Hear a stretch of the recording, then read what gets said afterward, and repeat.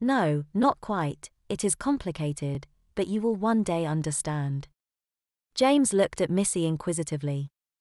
Oh, how? Missy just stood there smiling at him.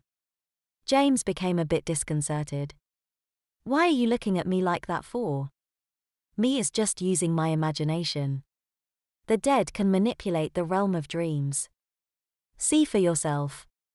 Missy giggled as she took hold of James's hand and led him into a room that was filled with mirrored walls.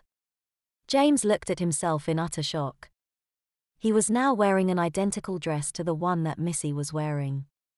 James looked utterly mortified and he tried to take off the dress. His fingers failed to undo the small tiny buttons at the back, making the dress firmly secured around James's body. Get this thing off me, James cried. Missy just simply laughed at him.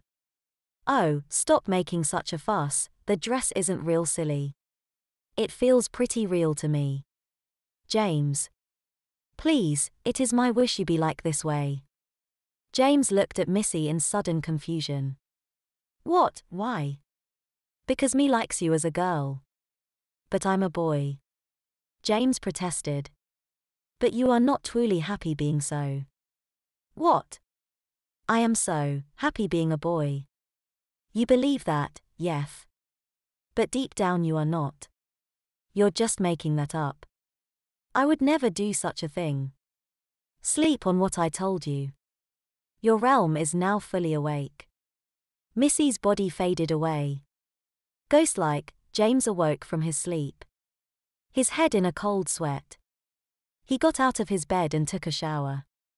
His mind was confused. He was happy being a boy as far as he was concerned. He soon forgot all about Missy's mysterious words. James was not about to be put into girls' clothes. Neither by his aunt nor by the dead. He soon got out of the shower.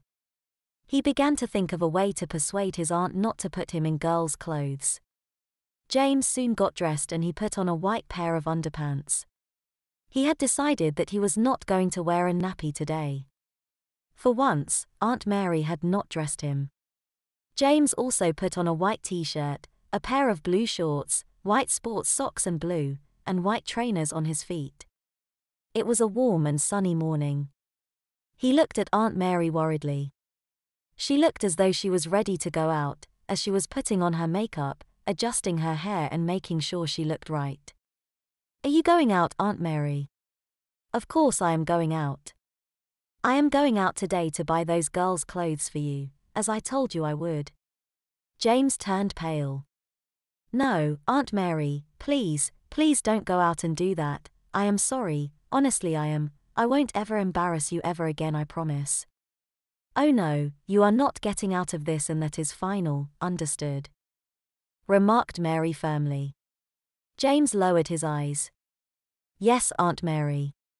Good, be a good boy, go out and enjoy this wonderful sunny day. Aunt Mary then opened up her handbag, took out a set of house keys. There was a spare key to the front door on her key ring, which she quickly removed. She then gave it to James. Here, this is the spare key to the front door, put it into your shorts pocket and whatever you do, don't lose it. James took the key and replied. I won't, Aunt Mary, the first promise. James watched as Aunt Mary leave. She turned to face him. Don't forget to lock the front door before you leave, will you, dear? I won't, Aunt Mary, I promise. Aunt Mary left with a smile. James soon left the house too and he made his way towards Ravens Park, a local and large park area of Ravenshade. There was an outdoor swimming pool that was free to use, but there was one rule. All people who wished and wanted to use the swimming pool had to bring their own swimming clothes and their own towels.